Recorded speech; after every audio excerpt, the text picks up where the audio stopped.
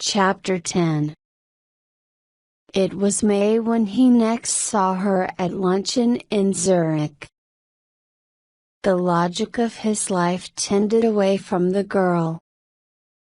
He was enough older than Nicole to take pleasure in her delights, the way she paused in front of the hall mirror on leaving the restaurant. He was glad to see her build up happiness and confidence. The difficulty was that Nicole brought everything to his feet. "How about our patient?" Franz asked one day, when they were sitting at his place and drinking beer. "I don't know." "Well, you should know about her by now." "I like her. She's attractive." "What do you want me to do? Devote my life to her? We think it's best to have a program." 4 weeks have passed away. Apparently the girl is in love with you. That's not our business if we were in the world, but here in the clinic it is. "I'll do whatever Dr. Daimler says," Dick agreed. This was repeated when he and Franz went together to Professor Daimler's office. "We have gone a certain way," Professor Daimler said. "It's you, Dr. Diver, who can best help us now. I realize that your position has been difficult." "Yes, it has." Now the professor sat back and laughed. "Perhaps you have got sentimentally involved yourself. She's a pretty girl. Have you thought of going away?"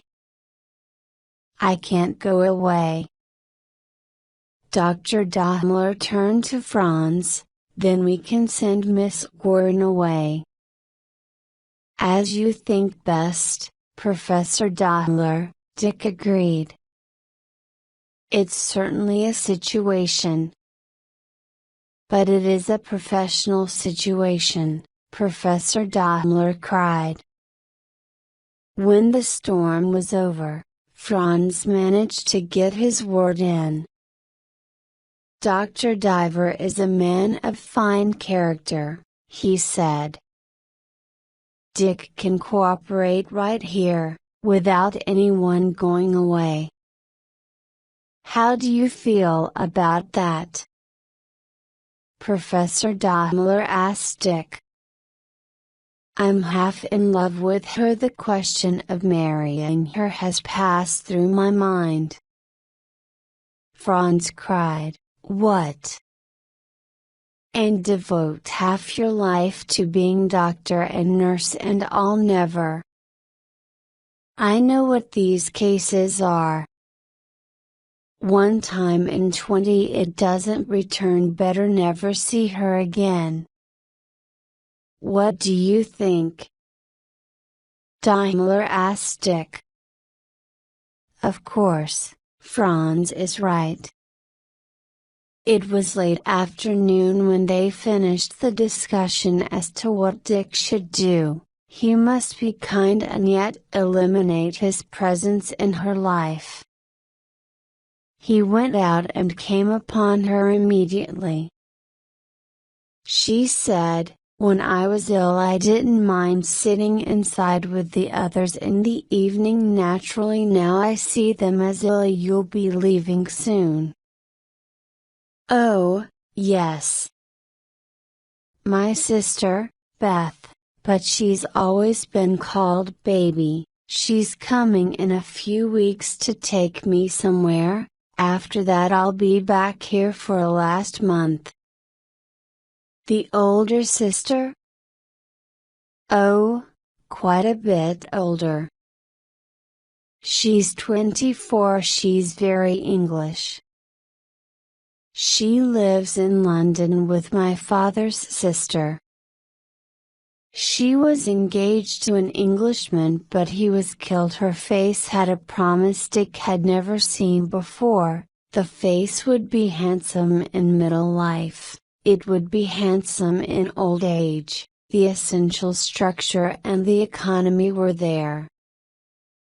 "You're well," he said. "Try to forget the past. Go back to America and fall in love and be happy." "I couldn't fall in love." "Sure you can," Dick insisted. "Not for a year maybe, but sooner or later. You can have a perfectly normal life with children." There was a look of pain in her eyes as she heard his words. "I know I won't be able to marry anyone for a long time," she said humbly. Dick was too upset to say any more. Nicole's world had fallen to pieces. Was it an hour ago she had waited by the entrance, looking into future with hope? For a moment she had a desperate idea of telling him how rich she was, what big houses she lived in. But she did not, even though there was no home left to her, save emptiness and pain. "I have to go back to the clinic." He expected to hear from Nicole next day, but there was no word. Wondering if she was ill, he called the clinic and talked to Franz. "She came downstairs to luncheon yesterday and today," said Franz. "She seemed a little in the clouds." "How did it go off?" "I tried to be distant, but I didn't think enough happened to change her attitude. From some things she said to her nurse I'm inclined to think she understood," said Franz. During the next weeks Dick felt dissatisfied. Nicole's emotions had been used unfairly. What if it had happened to him? He realized how far his emotions were involved, and he provided antidotes. One was the telephone girl from Barsarab, another was making arrangements to get home in August, a third was intensification of work on his book that this autumn was to be presented to the German-speaking world of psychiatry. He had projected a new work, an attempt at a uniform and pragmatic classification of the neuroses and psychoses, based on an examination of 1,500 cases. Having planned a short holiday in the mountains, he arrived at the station of the Glen funicular, and after a short wait got into a car. When Chillin came into view, suddenly there was a confusion among passengers. They parted to give way to a couple of young people, a young man and Nicole. Nicole said, "Hello." She was lovely to look at. Immediately Dick saw that something was different. One could not believe she had been to the clinic. "Dr. Diver, the Comte de Marmora," she introduced them. "Sister in first class, it's a matter of principle with her." Nicole and Marmora laughed. "Where are you going?" asked Dick. "Cox." "You too?" Nicole looked at his costume. "Yes. I'm going down Monday." Dick wished himself away from her, fearing that he reminded her of a world well left behind. he decided to go to the other hotel. When they arrived, Nicole was beside him. "Aren't you at our hotel?" she asked. "I'm economizing.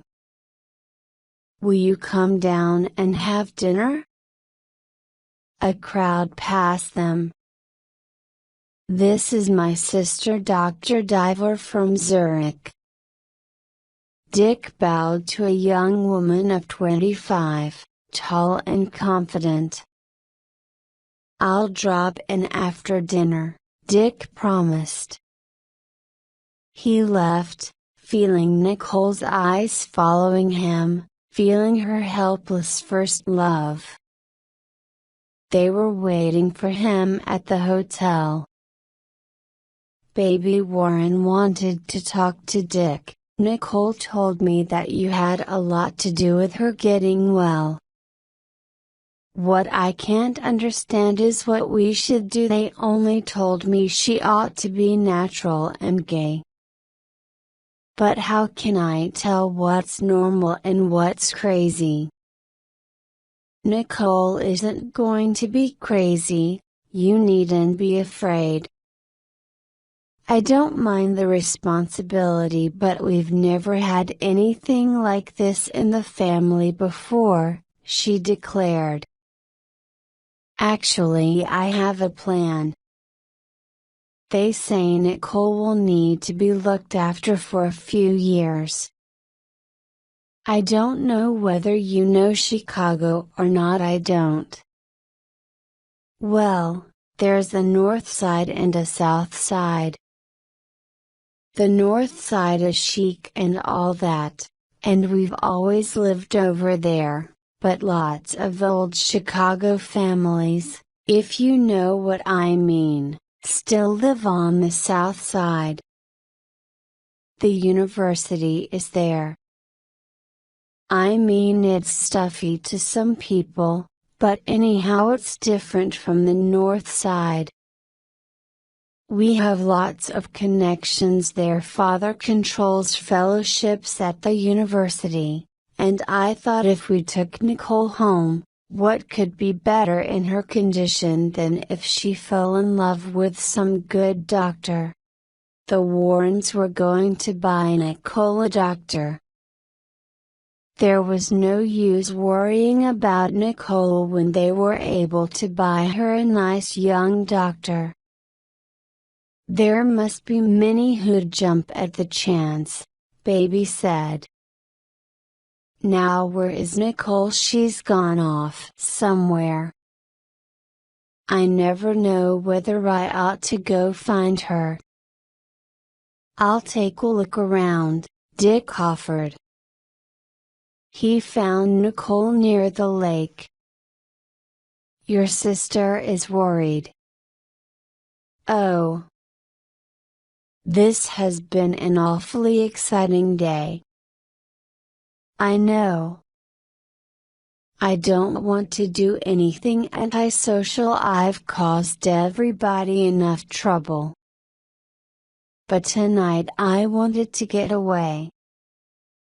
You're a nice person, just keep using your own judgment about yourself.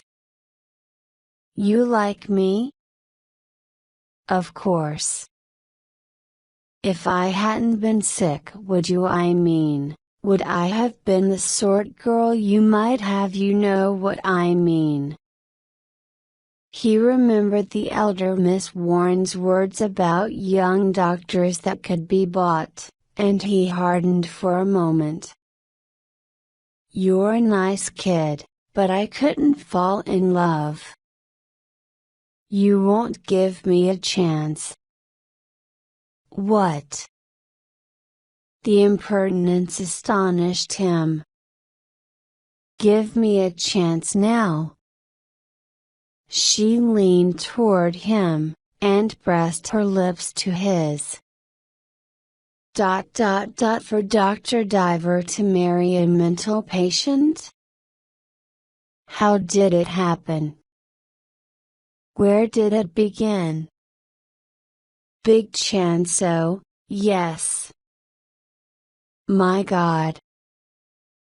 They decided to buy a doctor? Well, they better find him in Chicago. The following morning Dick went down to Montreux for a swim, got back to his hotel in time for dinner. A note awaited him. Dear Dr. Diver, I phoned but you were out. I wonder if I may ask you a great big favor. I must go back to Paris. Can you let Nicole ride as far as Zurich with you, since you're going back Monday? Sincerely, Beth Evan Warren. Dick was furious. On the train Dick was sad to see Nicole's relief at going back to the only home she knew. When he left her outside the clinic door on the Zurich Sea and she looked at him, he knew her problem was one they had together for good. Chapter 11. In September I came out on the hotel terrace where Dick had tea with baby. Nicole's rich, but that doesn't make me an adventurer, Dick said. That's just it, said baby. Nicole's rich. We don't think you're an adventurer. We don't know who you are. I'm a doctor of medicine, he said. My father is a clergyman, now retired. We lived in Buffalo and my past is open to investigation. I went to New Haven. My great-grandfather was governor of North Carolina. I listened and thought that Dick might change his mind to marry me. We went to the lawyer and signed some papers. I had no idea that I possessed so much money. It was so funny being together. We just loved and loved.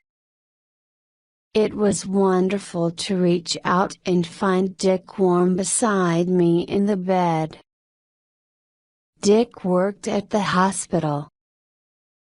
His book was selling everywhere. They wanted it published in 6 languages. I was to do the French translation, but I was tired, so heavy with the baby. Dick would refuse to have a bigger apartment just because there was more Warren money than Diver money. We enjoyed our trip across Italy. Life was fun with Dick. We traveled a lot that year. We even went to Africa. But I had problems with my head by that time. That was why he took me traveling. But after my second child, my little girl, Topsy, was born, everything got dark again. When I got well, I wanted to spend my money and have a house. I was tired of apartments and waiting for Dick.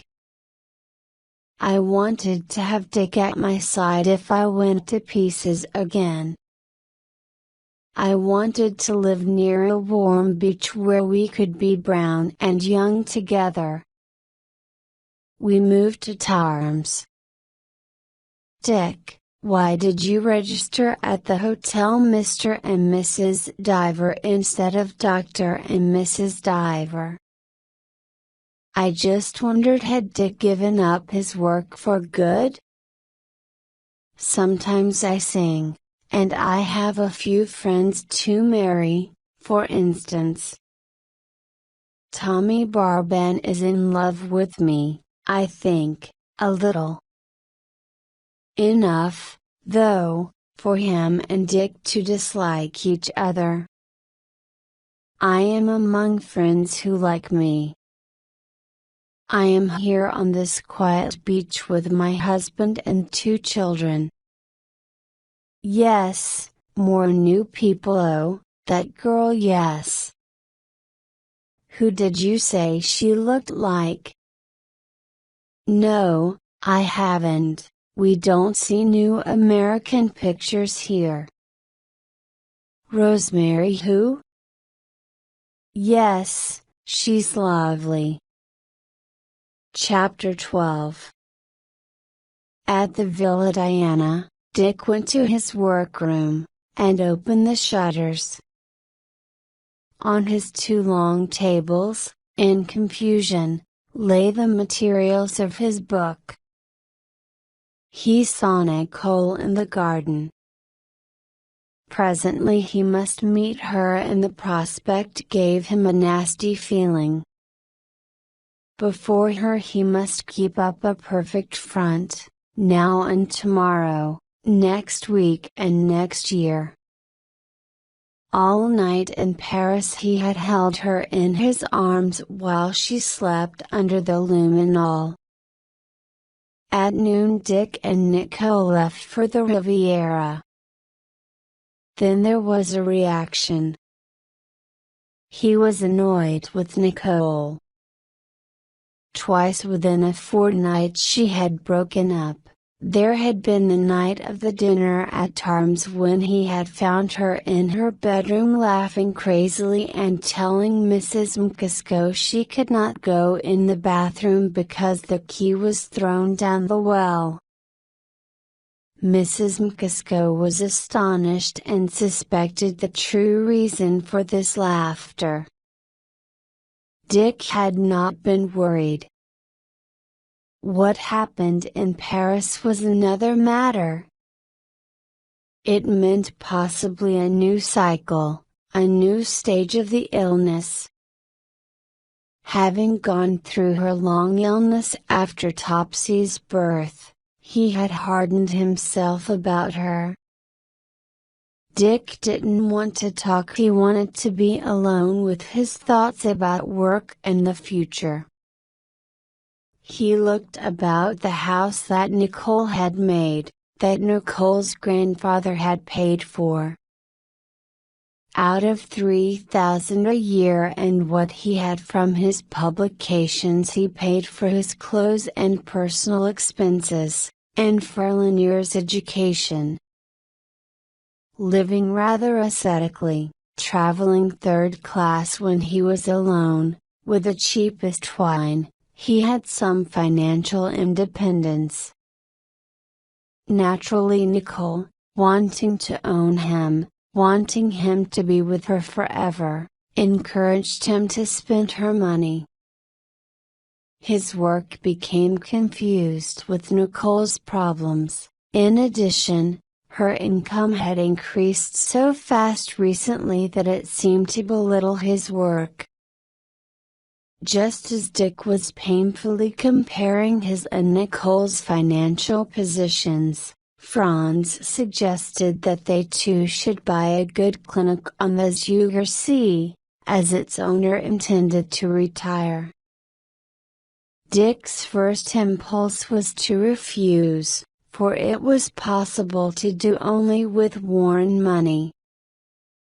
However, taking in consideration Nicole's unstable condition, he thought it was convenient to have a clinic at hand at any time. Having used Warren money at the expense of his self-respect, Dick saw that 2 years on the Zugersee had been wasted time for Nicole. She had come out of her illness alive with new hopes, expecting so much, yet with no interest in life except Dick. Bringing up children, she could only pretend to love them. She led a lonely life owning Dick who did not want to be owned. Dick was 38. For 2 years now he had lived at the clinic, certainly one of the best in Europe, visited by every psychologist passing through Zurich. After Dr. Diver finished his morning inspection of the clinic, he returned to his villa. Nicole was wearing a strange expression. "Read that," she said. He opened the letter. It was from a woman who had recently left them without progress. It accused him of having seduced her daughter, who had been at her mother's side during her illness. It said that Mrs. Diver would be glad to have this information and learn what her husband was really like. Dick read the letter again. He recognized it as the letter of a maniac. Once he had let the girl ride into Zurich with him, and in the evening had brought her back to the clinic.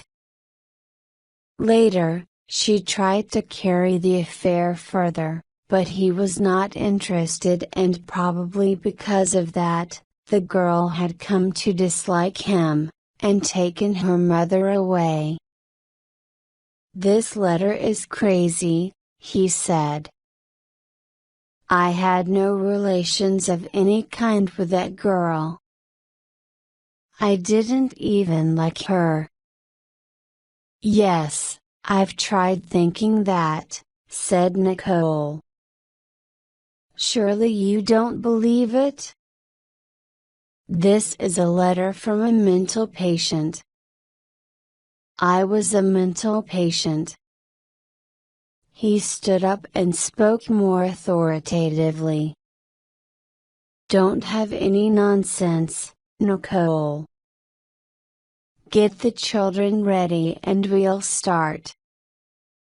In the car Nicole was silent. Dick was uneasy at her straight hard gaze. Often he felt lonely with her, and tired of her.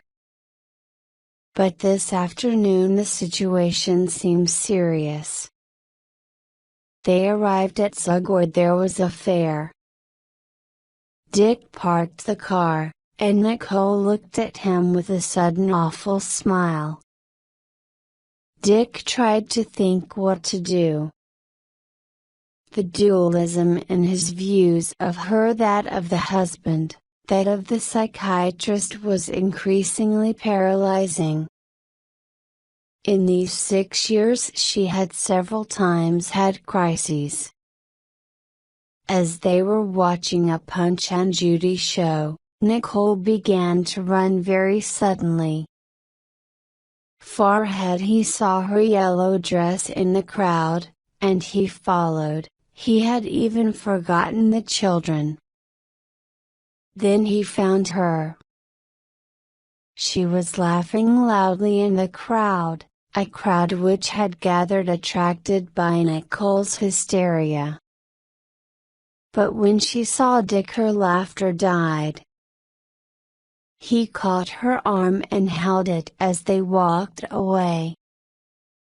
"Why did you lose control of yourself like that? You know very well why." "No, I don't. I saw that girl look at you, that little dark girl, a child, not more than 15. Stop here a minute and quiet down. I left the children at the Punch and Judy show. We ought to get them. 15 minutes ago they had been a family. We're going home.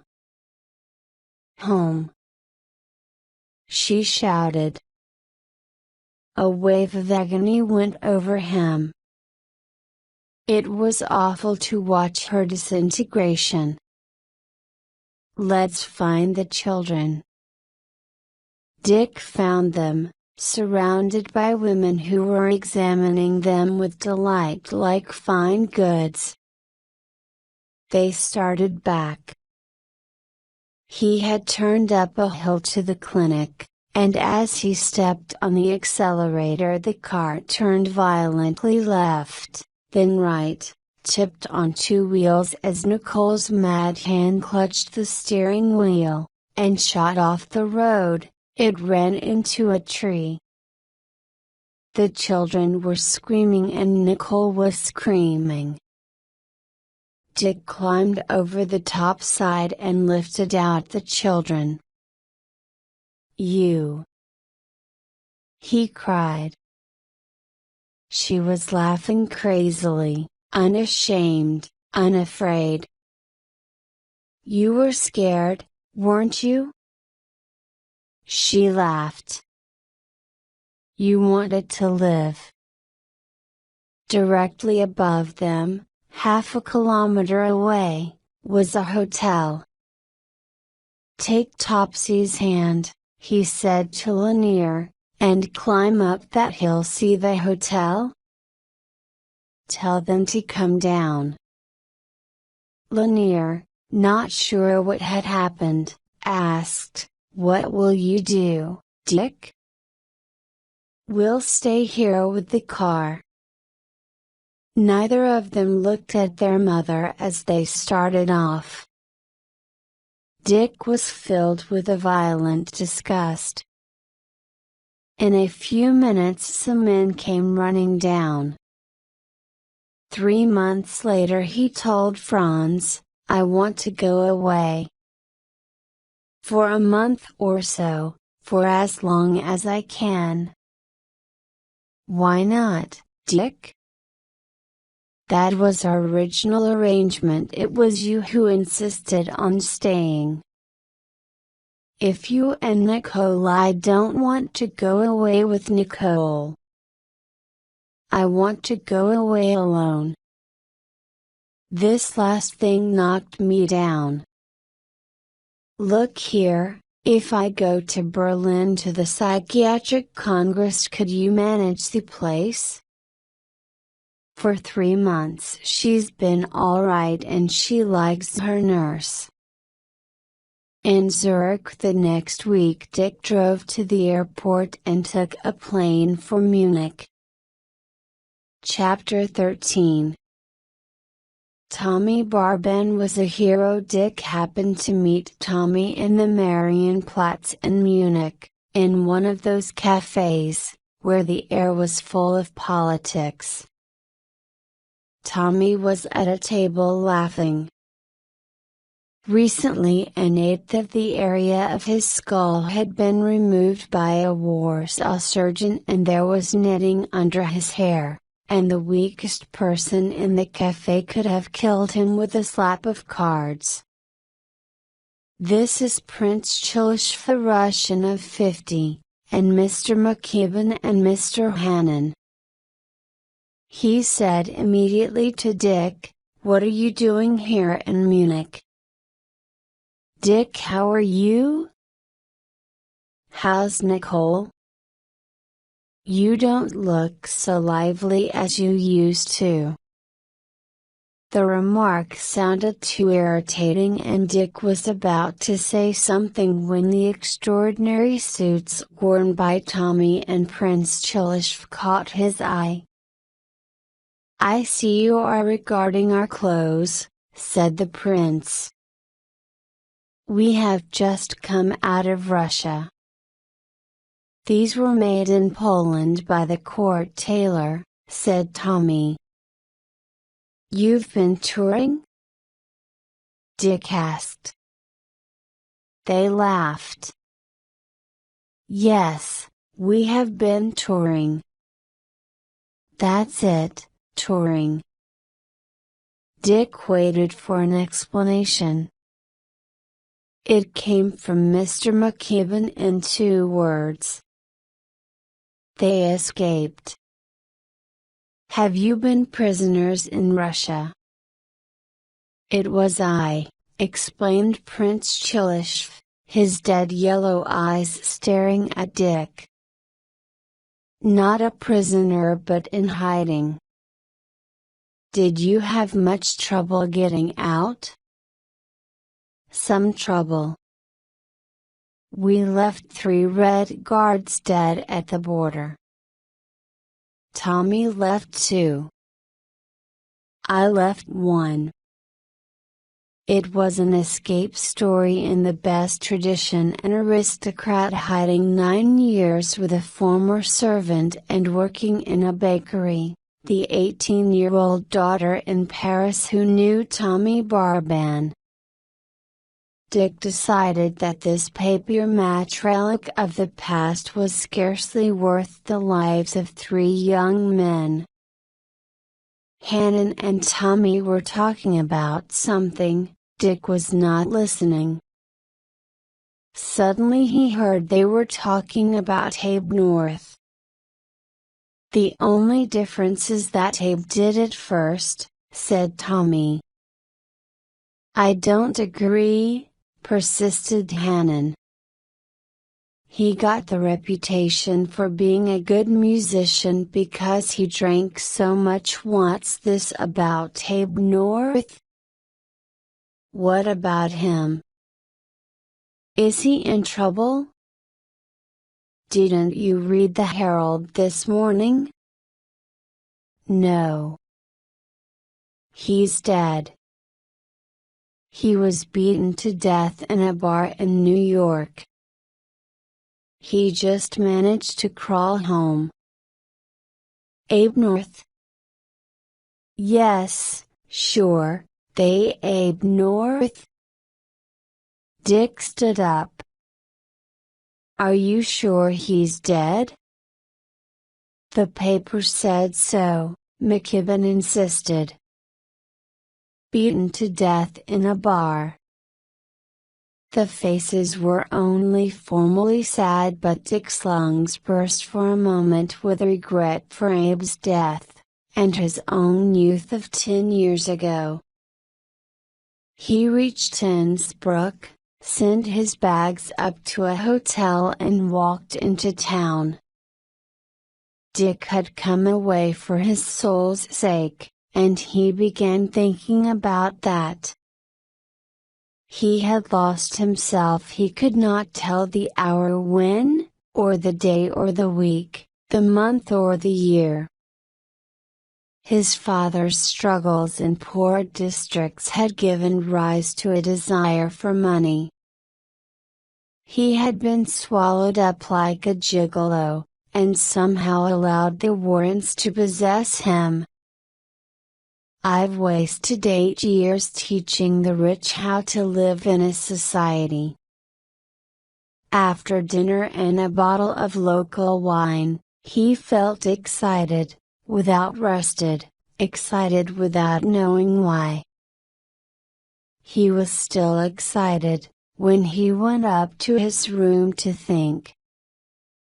There he found a telegram from Buffalo, forwarded through Zurich. "Your father died peacefully tonight. Holmes." He read the message again. He sat down on the bed, breathing and staring. Dick felt sad that he had died alone. He had survived his wife, and his brothers and sisters. There were cousins in Virginia, but they were poor and not able to come north, and Holmes, his father's curate, had had to sign the telegram. Dick loved his father. Again and again he thought what his father would probably have thought or done. Dick was born several months after the death of 2 young sisters, and his father had saved him from a spoiling by his mother by becoming his moral guide. He was one of those about whom it was said, very much the gentleman, but not much get up and go about him. Dick chose a ship to go to America. Then he put in a call for Nicole in Zurich, wishing he had always been as good as he had intended to be. A day after Dick arrived in Buffalo, at the churchyard, his father was laid among 100 divers. It was very friendly leaving him there with all his relations around him. Dick had no more ties here now and did not believe he would come back. Goodbye, my father, goodbye, all my fathers. Albert Mcisco, the most fashionable writer of the moment, was traveling to Europe by sea. His novels were based on the works of the best people of his time, and in addition he possessed a gift for softening what he borrowed, so that many readers were charmed by the ease with which they could follow him. Success had improved him. He was no fool about his capacities. He realized that many men had superior talent, and he enjoyed the success he had. "I've done nothing yet," he would say. "But if I keep trying I may write a good book." His success was founded psychologically upon his duel with Tommy Barban, upon the basis of which he had created a new self-respect. Seeing Dick Diver the second day out, he introduced himself in a friendly way and sat down. Dick laid aside his reading and, after the few minutes that it took to realize the change in Mcisco, the disappearance of the man's annoying sense of inferiority, found himself pleased to talk to him. Violet was very grand now, charmed about the little discoveries that well-bred girls make in their teens. Now she belonged together with several million other people and she was happy. The Mciscos got off at Gibraltar. Next evening Dick got off at Naples. A train took him to Rome, and Dick went to the Hotel Quirinal. At the desk he suddenly stared. He saw her. Rosemary saw him, too. She hurried over.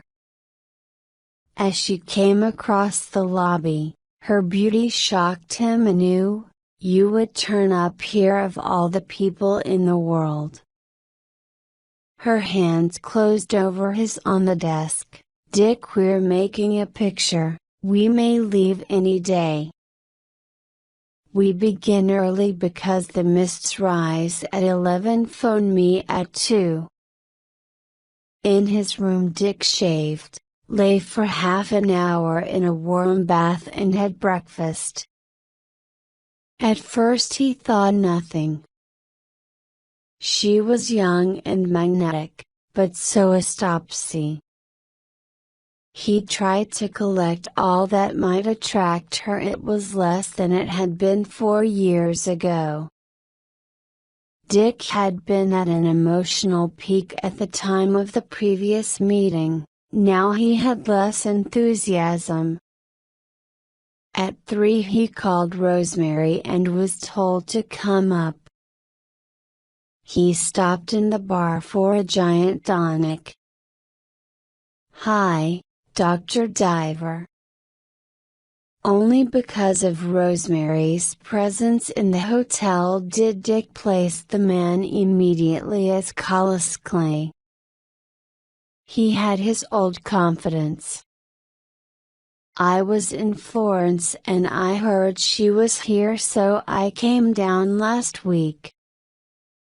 Now she's a woman of the world, if you know what I mean." "You studying in Florence?"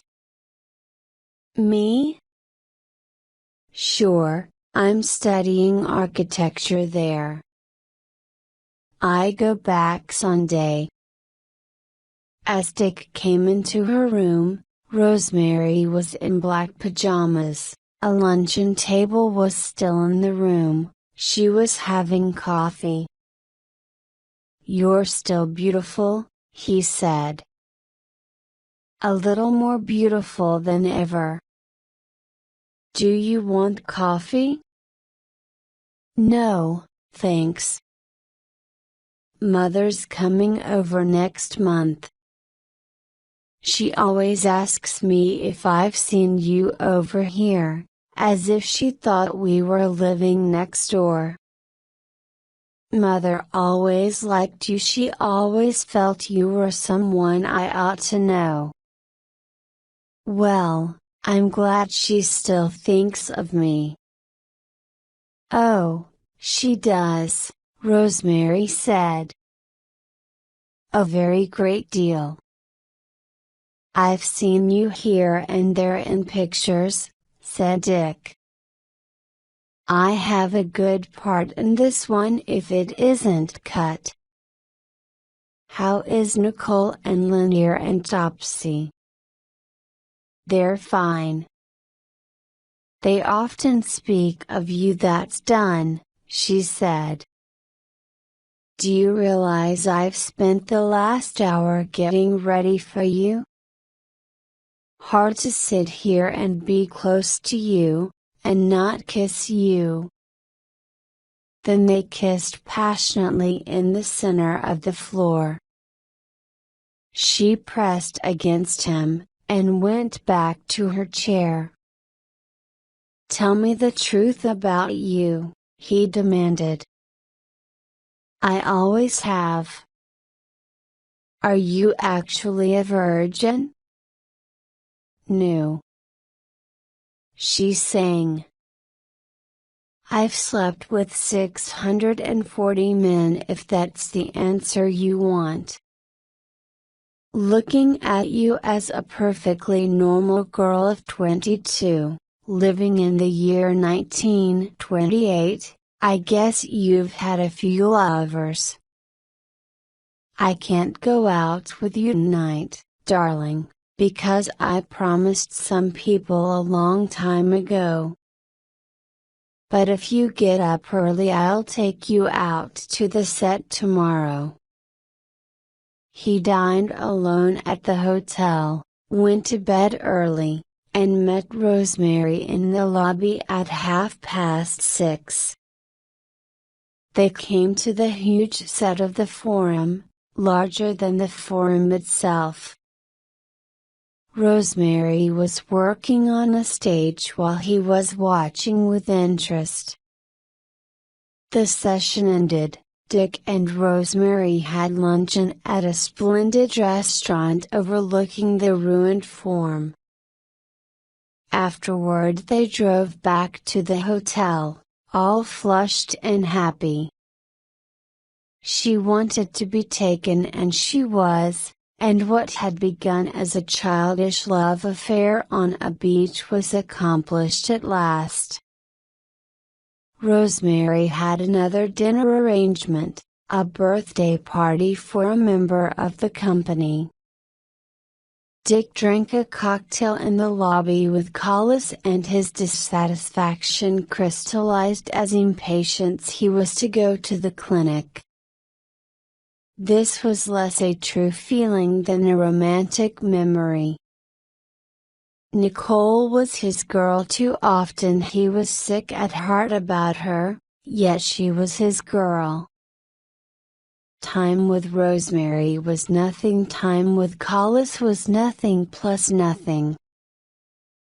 Rosemary asked Dick to lunch next day. They went to a little trattoria kept by an Italian who had worked in America. After Dick's discovery that he was not in love with her, nor she with him, he knew he would not enter further into her life, and she became the strange woman for him. Let me be curious about you again? He asked. What do you want to know? About men. I'm curious. Do you have anyone special? It's difficult. She was suddenly crying. I do love you, never anybody like you. But what have you got for me? I never felt so mixed up in my life. I want to know the truth, he said. Yes, then. My producer, Signor Nicotera. We're a lot together, he wants to marry me, but I don't want to. What of it? What do you expect me to do? You never asked me to marry you.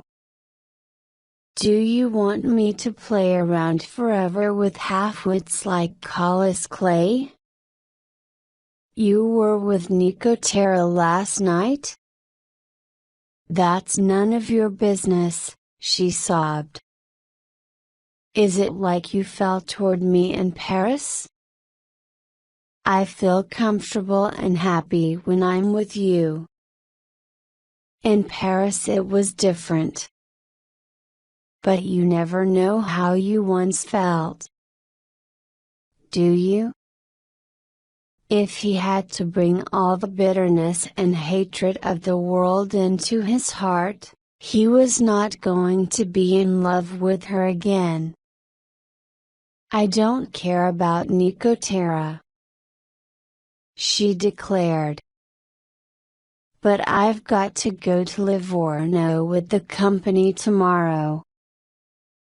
Oh, why did this have to happen? Why did you come here? Why couldn't we just have the memory? I've wondered for a long time. But why bring it to me? I guess I'm the Black Death, he said slowly.